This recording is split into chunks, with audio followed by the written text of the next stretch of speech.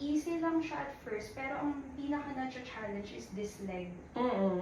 So if you will do that for each leg, soft yung knees, kasi kapag naka-straighten ka, wala lang. Okay. Okay. Tap, side, tap, likod, tap. Okay, that's 1. 1 yun na, yung tatlong yun. And go. 10 tayo. 2. Relax na itong left ko. Ay, galing nito ah. Okay. 3. Tap para hindi ka ma-out of balance ng sobra. Tap. Yeah.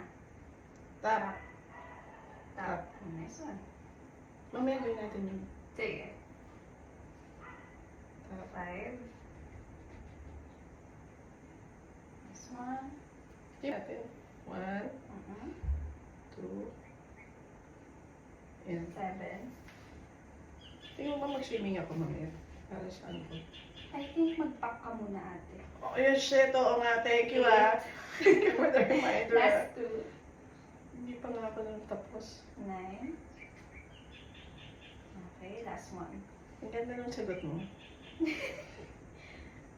And then, okay, o diba sobra yung nginig? Sobra. Wala kang ginagawa ate, nagtatap ka lang. Pero ang nag-improve balance, coordination ng kabilang leg mo, strength ng mga puwet mo, tsaka strength ng Na-feel ko nga rin dito pag yung ginaganto ko, diba? Ito. Dito.